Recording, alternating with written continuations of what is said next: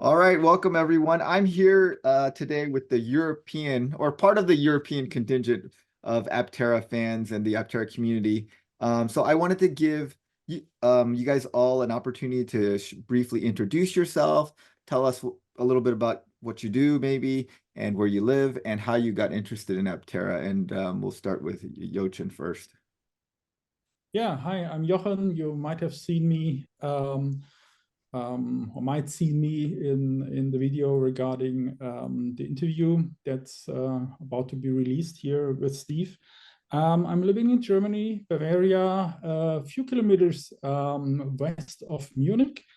First of all, the first time I heard about Aptera was back in 2019. Yes, it was exactly through actually a video on the channel Transport Evolved. Oh yeah. When she was there and had a chance to talk about it and just to sit in it and drive around the block, I guess. And then I got interested in more details and I decided to invest and do a reservation. So all the way long, I was following Aptera. And basically, yes, last year I was also investing and worrying about if they come to Europe or not. Okay. Yo. Yeah, okay. I'm Jo Kunert and I'm an instrument maker, musical instrument maker. That means I love artificial things. And the first time my wife and me saw Aptera, we knew that this artificial thing has to become a part of our life. And so, because it's on the other side of the planet, how to get the car to Europe.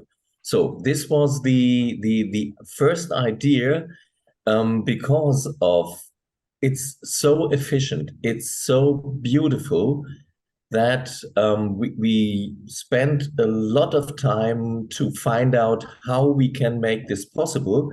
And we are very happy that the European community is growing and growing. You see just some of the faces this evening. People who are interested to have this artificial thing as a part in their life. Yeah, and many of you guys might remember Yo we had an interview with Yo several months back when he talked about trying to help out with homologation in Germany. Okay, so you guys, if you want, there's a video a couple months back, you guys can look for it. And okay, Michael. Or tell me how to say your name actually.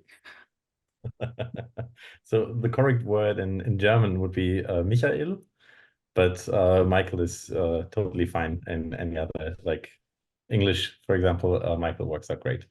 So yeah, my name is Michael Streiner, and my background is in software engineering, and I'm currently a product manager. I'm doing IoT products, product development at the moment for a subsidiary of Vodafone in Germany.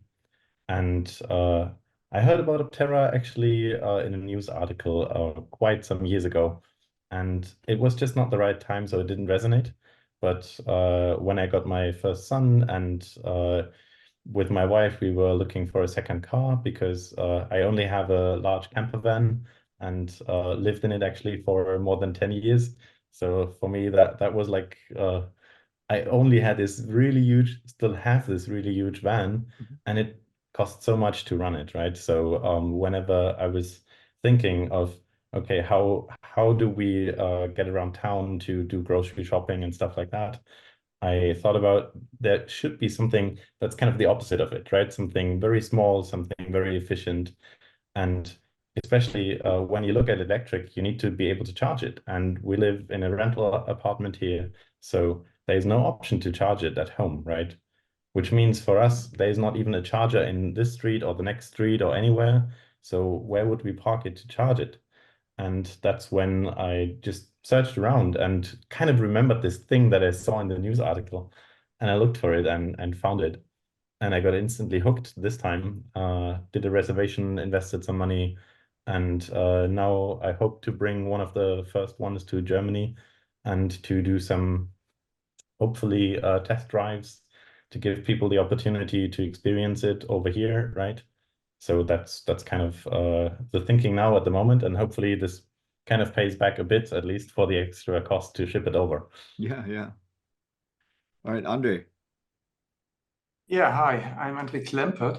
Yeah, I'm aviation engineer, working at an airline in the technic part, and I'm, yeah, since 25 years. And so partially besides because husband of a woman in a non-NGO, so she was an environmentalist, and I'm looking for green solutions all my life. And I'm looking for efficiency, and that was also my goal to the Aptera, because I see it first 10 years ago, it was ice still. And then it becomes EV later. I said, oh, that's a game changer, but it not follow immediately, but after a certain time later, then they make those huge improvements. And so that was amazing. And that was the initial goal for me to step in and to make more. And that's good. Yeah, I'm living in Hamburg. It is a technology point for the aviation and for everything in the new green economy. That's why we have a lot of wind energy here. We have a lot of hotspots for new energy, and that's why I'm also a consultant for green technologies, especially e-mobility. And that's why I look for the best solution for the future in e-mobility, for the best what we can do for our environment. And that's why I'm also enjoy your videos for the surroundings about the topic, new energies, and you're looking about sustainability and everything what is a bit associated with efficiency, sustainability, and whatever. No, that's great. Thank you, Andre. And the Aptera must be familiar to you as an in the aerospace industry. It kind of looks like many people say Aptera looks like an airplane. Yeah, right? because we are talking about Aptera. It has no wing, because it's the original core of the name. Of course, it looks like an aircraft, but without a wing. Right. And that is why I'm also have an eye on that. And I consider this as an aircraft engineer, and especially because it's composite. Yes. And because I have also experience with composites, because I was laminating it myself for a small aircraft. And so also in carbon fiber, so I'm not very surprised if it is a little bit lighter. So I see the advantages. All right, very good. Okay, now did all of you guys get to go to Paris recently? I sadly didn't. I stick with my little son and my wife, so sadly couldn't come over. Okay. Yeah, we live here in the Black Forest. It's actually I'm actually the closest to France and to Paris. So France is like 20 minutes, not even 15, I think, from here. So yeah, but you're the closest, but you're the one who didn't get to make it, huh? True. Yeah. Okay, so I wanted to talk a little bit about you guys' impressions when you saw the body at the JEC conference. Tell me your thoughts. Like, what did you think when you saw it? Did you get to touch it or feel it? What tell us what we can't get by the video. Yeah, I will start there because it's my profession as well to make adjustments and make a little bit justification about such builds. And I think what is really remarkable is the tab. No? The tab is really that part which is largest, and you can really see if you have pictures of that. There are so many beddings, recesses in these, so that you can see it is very efficient in production. And that is the core of the Aptera, because it's the biggest part, yes, of course.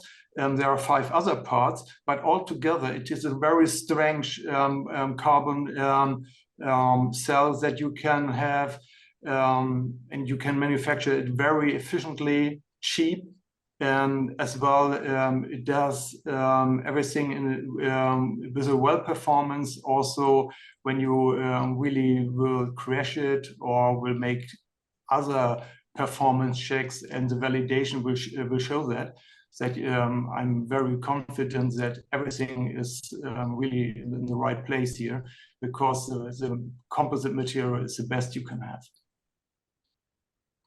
And especially what I was impressed that how they can do it, because it's a large large when you have a picture and you see the bedding for the cables and for the wires, you can see if you will do it in handmade with laminating, as I do in several tries and attempts, then it is really a milestone to make it in a press only within one action, and you are ready with everything. That's amazing. A tub like that for my tub, for my small aircraft was, I need hundreds of hours, and then they do it with one press after, I don't know, several hours. It must cool down, the die must cool down, but after that you can take it out. And that's amazing. It's amazing. It's so efficient in production. And that you can see also there on the pictures. It is really a great piece. It's a masterpiece of CPC. So you were very impressed with the tub. Yeah. Yes. If you put your hands on, yes. If you put your hands on, it feels so valuable, so strong and nice. Did it feel like plastic or like harder than plastic, or what did it feel like? It feels like normal plastics. You cannot see the difference. It is black, it is carbon, but what you really touch is a resin, because it's pressed out. It is a sort of cross-woven fiber mass, but there has the resin inside, and with the pressure of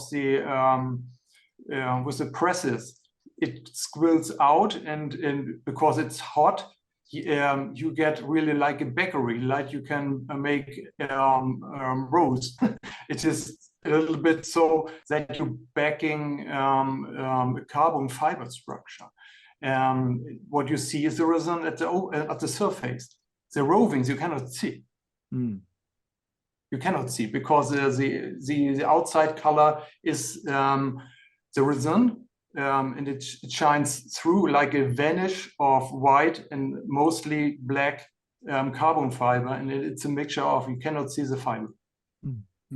It feels like plastic, but very stiff. But it also feels very refined. If you touch it, it's really a smooth surface, and also the edges were already really refined. So I was actually most excited to be able to touch it, to see like it's physically there, right? It really exists, because in some discussions, as you mentioned in one of your previous videos, there's the doubt, does it really exist? Is it a scam? No, I was never doubting it, but finally to touch it and to see the rigidity and how it all comes together, as we'll later on see in the videos, that was most exciting for me. Yo, did you have any thoughts when you saw it? It's so huge. And the impressive thing was to see it first time in real. Gene had an AR simulation, so you can make a projection on your parking space at home and say, okay, but it's AR. If you stand in front of it and you see, okay, this is the length, then I think, which instruments could I pack in the back and all these things? Yeah.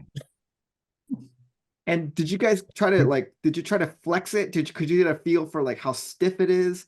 Is it very stiff? Yeah. Has some bend to it? You see, you see that Chris is working a little bit, and I think in the videos you will show, there will be some moments where Chris is working on it, and you see nothing is happening because it has to protect the people who drive in it will do this. And this is the thing Andre always can say, and because he knew about these things, about the materials, if you see the wall thickness and all these things, then I feel they do a big job, and people outside who are skilled with these informations about physics and they feel the same, then. And the good thing is that all the talks we had to the Aptera team is they are on a very good way, and I think we connected well with our ideas together. Mm. Yeah. First, probably one little story we learned while we were on the trade show there is that CPC, who is pressing the materials, got the tools from Energy, the one that owns the booth. And what we learned is that the owners and the families of these two companies are very close to each other for many, many, many years. So as a matter of fact, this very structure, this BinC, was a gift donated just to show it on the trade fair. That's how close these companies are working and together, and also with Aptera, as we learned. And that gives a good feeling and trust regarding they know what they do, right? So if they make supercars, they probably helped Aptera to fine-tune rigidity and structural integrity and stuff like that. If they do it for supercars that go 300 kilometers an hour or so, they can easily do it with Aptera. And you could see that it was super strong. It was really fitting.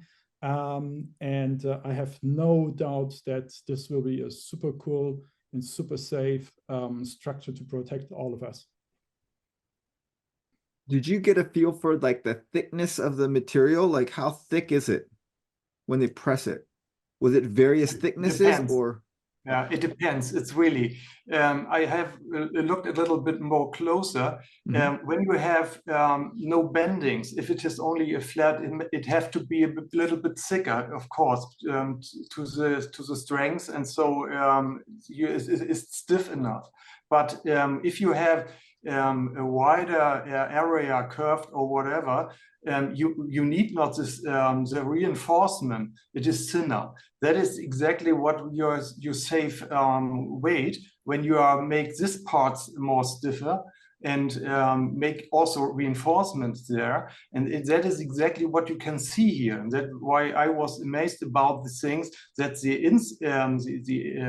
beddings, especially the recesses, was really reinforced.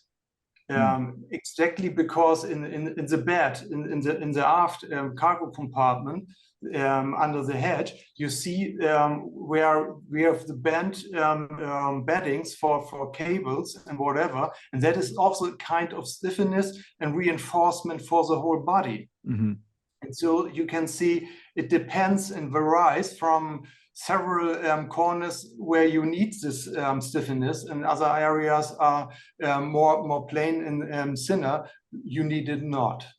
And the whole stiffness comes to the bonding all together. The part itself, it was a little bit shaky because it was not connected together. It was only on risers now for aesthetic display, but it becomes very stiff with bonding, and everything is glued or bonding. I don't know how exactly they will do, but that is really a big achievement here for the safety to do it in carbon. Yeah. And so you felt like the parts had different thicknesses in different areas. Yeah. Some areas were thinner, some areas were thicker. Everything around it was really to see that the recesses, for instance, have really also reinforcements. That you can also put in the die a second sheet of cross-woven fiber mass. You can double or make third of that. It depends on the sketch what you have to do here for this. They have a plan for that, I guess. And so you can see it maybe also on the picture that there are reinforcement exactly at this point where recesses for screws, where recesses for anything else. Did you guys see the like the screws, like the threads in there? Did those metal parts, were they in the things that you saw on display? At the carbon itself, there was no inlays. We can see it in the side parts a little bit, but not in the front, because everything what is glued together or screwed together from the top to the other parts you cannot see this. I guess it's not screwed. It will be fitted and bonded, or I don't know exactly how you can do it. Normally, it's also bonded. I don't know how they really realize this, really. In aircraft, you do it twice often. You bond and rivet. Riveting is not really a deal. I guess they're bonding only, or it makes anything else. Yeah. Now, did you guys get to feel the difference between the carbon fiber parts and the fiberglass parts? Did they seem very different to you, or they felt very similar? Very different, yeah. Because on the pictures you can see they have another color. It has more. You can push it better because they break not apart. They are not so stiff. They're more flexible, and that's why also to make not so much damages. That is important later for reliability and for more cleaner surfaces. That you have not really a problem with the material when you have a small shock that it's break apart. And that is really, you can see that the outside skin is another material and which is not so stiff like the carbon cell itself. Maybe that's one point which we will come to when it comes to homologation in Europe, because that's typically how other cars are built, right? That the outside is much more soft to protect on impact somebody who you hit from the outside, right? A pedestrian, for example. Right. In the EU, they care about that.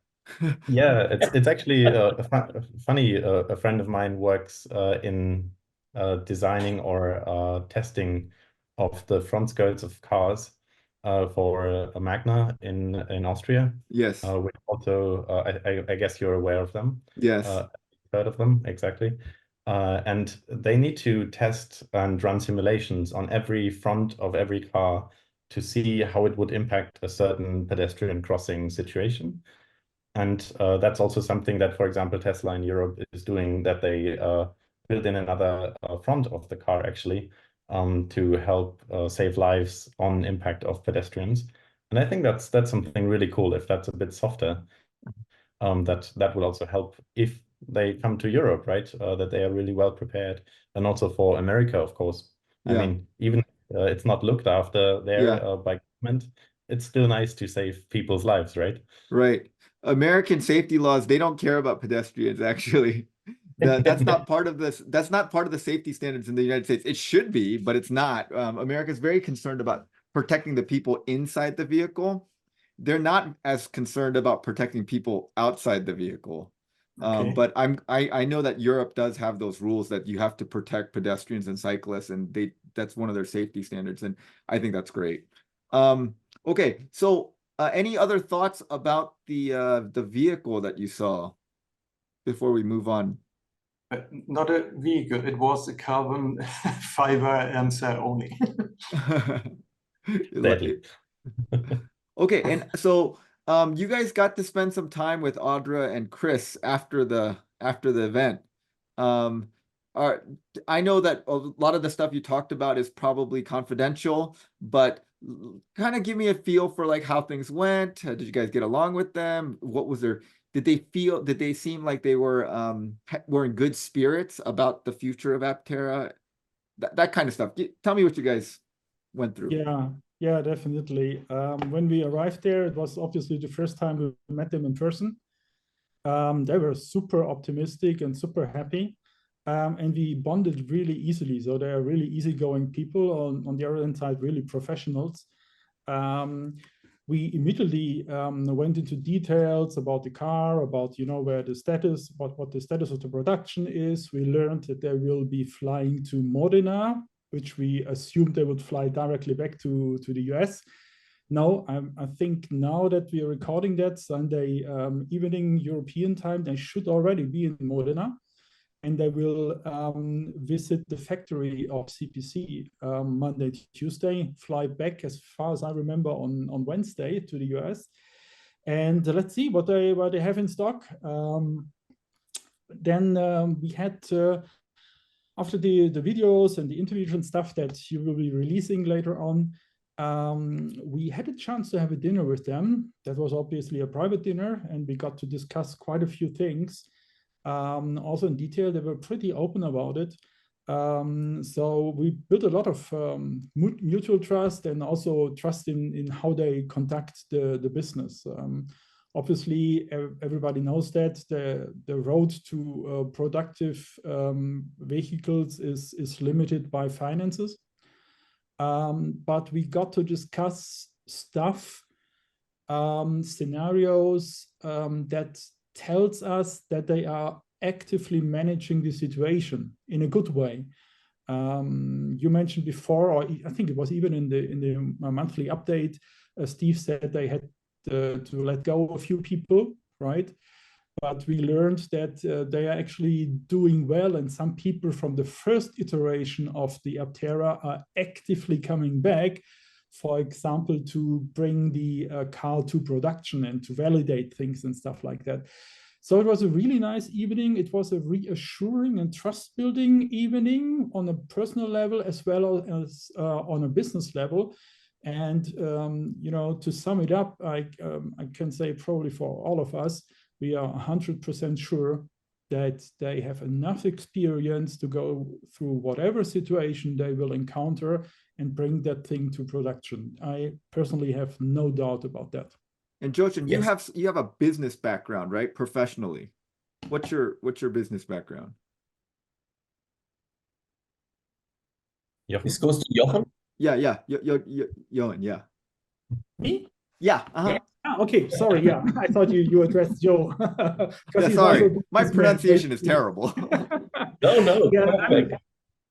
I know Yo is an instrument maker and he's a small business owner, but I think I remember from our last conversation that you have some kind of business background, right?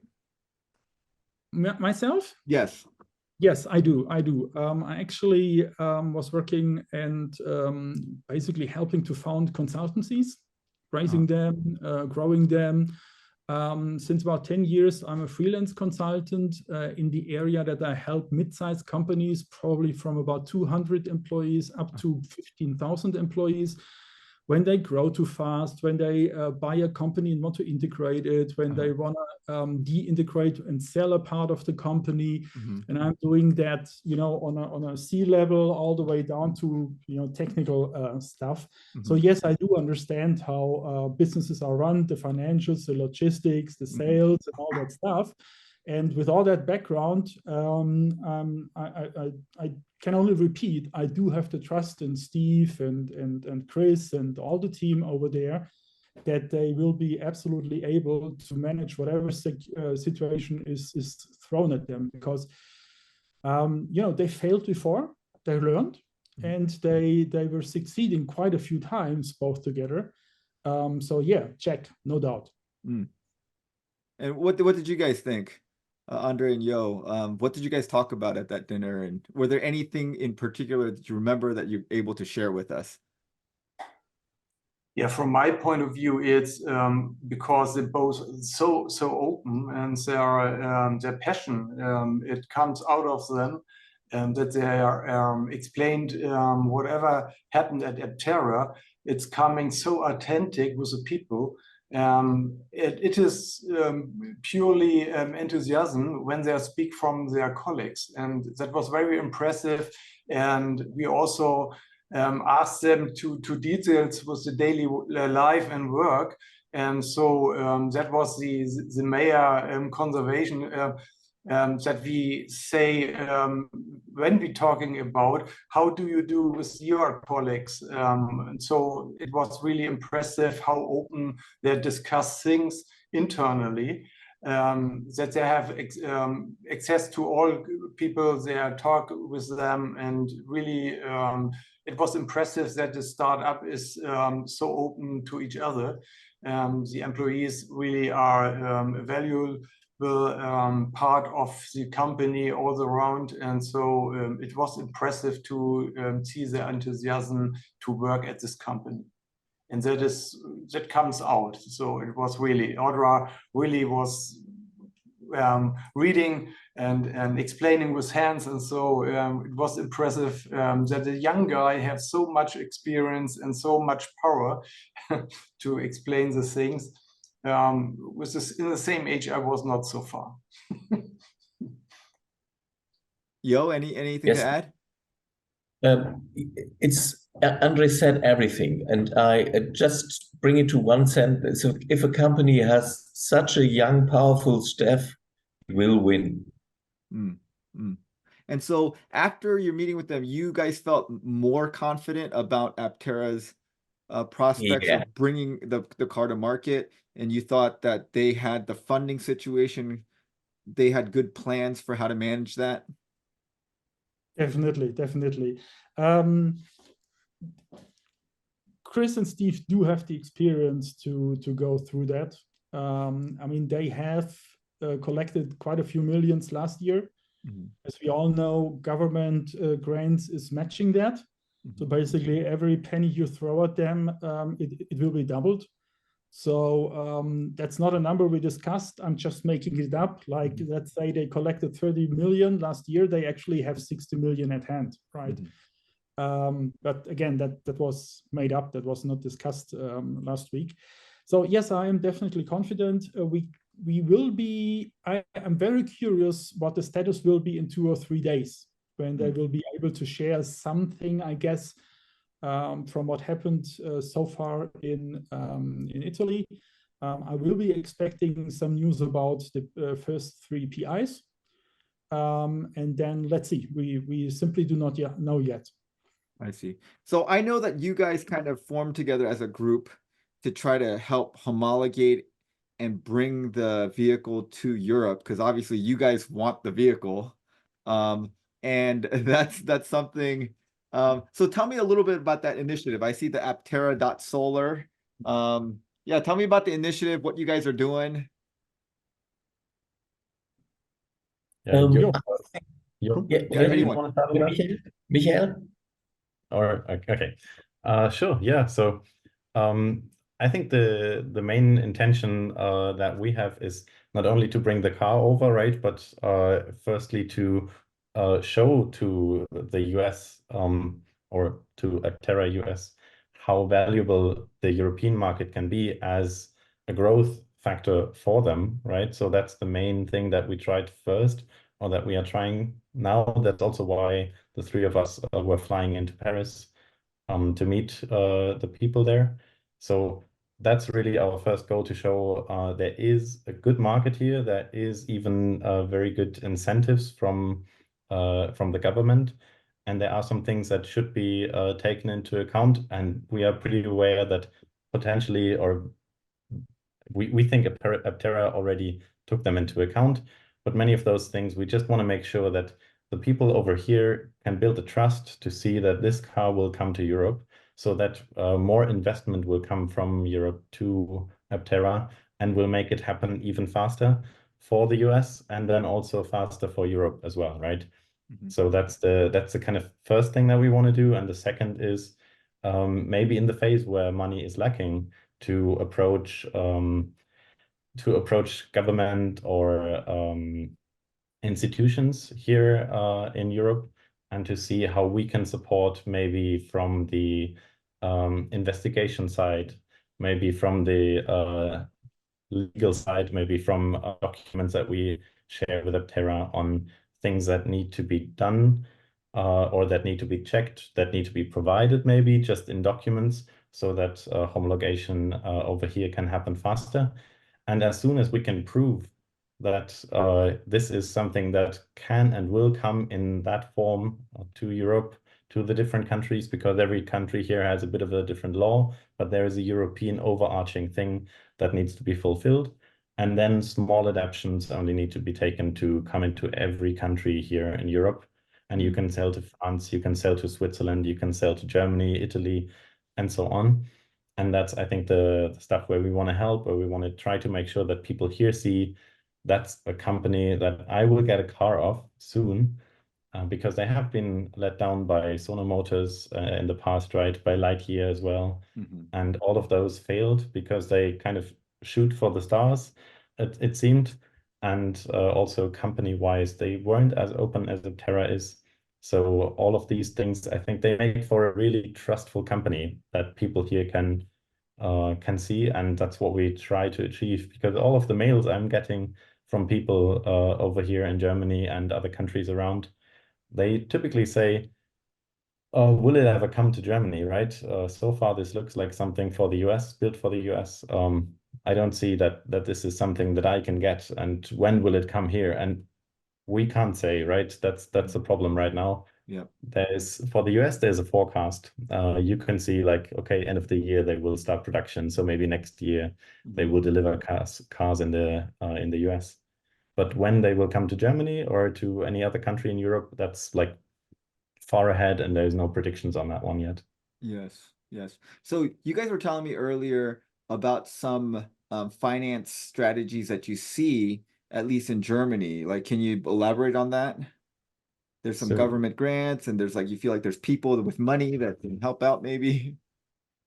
Yeah, so definitely we have some people also in the community that some of the largest investors or on the leaderboard, for example, as well. And we also were speaking with some, should I say that, lobbying groups for the European Union, and especially for light electric vehicles. And light electric vehicles is something, or light vehicles in general, is something that we have an own homologation group for. And our vehicles in Europe are separated in the normal, so to say, normal cars, which is the M class, and then we have the L class for light.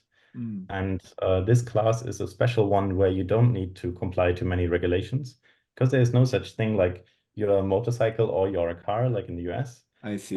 We It's by have like weight. some part of it is by weight, and it's Yeah. also by use.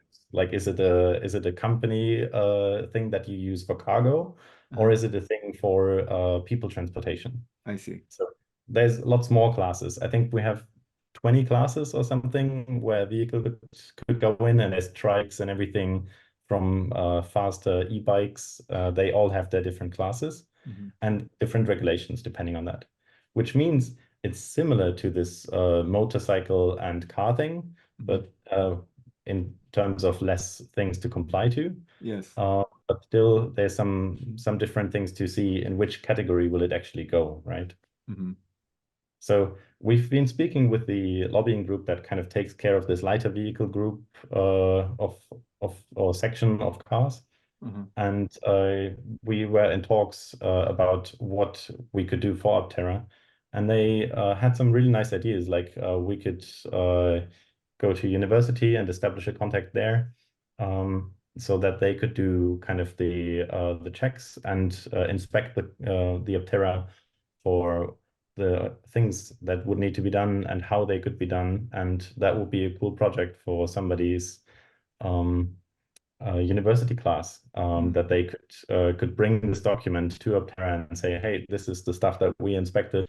This is what you would need to do. And that would be something, because Aptera is such a fascinating and beautiful and crazy car in a way, that they would be potentially very interested to work on it, right? So that would be one of the things that could help. And the other thing is there is lots of states where the traditional automotive companies are actually shutting down their plants. And they have lots of workers there. They have lots of halls there that are empty, and all the equipment and knowledge is still there, but the towns or the factories are just emptied. So the local governments there give incentives and would even help support, get property, and just to bring like 100 jobs in, they would be really happy, because it's half a town sometimes. Right. That you could employ that way. Yeah, so it's like a potential cheaper way for Aptera to set up another factory in Europe or something. Yeah. Correct. Yeah, it's similar to how for Tesla, also the Brandenburg, I think, is a very attractive place. And we were in contact actually with this group from Berlin, and they also said like Brandenburg is one of the places to go, because they provide really high incentives for people to move there, especially automotive, because they need to make sure that the jobs there are still kept, right? So I'm sure you guys talked to them at that dinner about their European plans. Was it on their radar? What were they saying? Well, I think now it's on their radar. Okay, all right. You put it on their radar. yeah, I mean, basically the reason why we formed our group, or why we basically came together, is simply that we heard less and less about other markets than the US and North America in 2023, right? Even in some question and answer sessions which they published, it was only a short answer about Europe, although there were quite some questions. And we said, like, okay, probably that's a blind spot here, right? And so one of our goals is, as Michael described, the homologation process. Second is to base and to create a basis for them here in Europe, probably a factory, let's see. The third one is obviously to build a community here and to bring Aptera fans, investors, future drivers and owners together, but also to make them aware, as Joe just mentioned, that we have a market here and that they need to care about it. Well, there's not only legislative changes or differences, but there is also cultural differences, right? In a good way, not valuing it, right?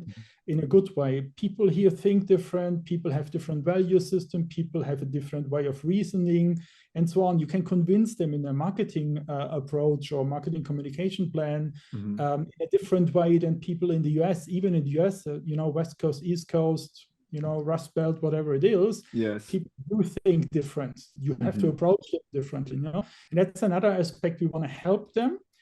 Being aware of these differences and these differences in a positive way, and that's what we, I guess, achieved, right? So yes, we are in touch with them. Let's see what happens during the next you know, weeks and months.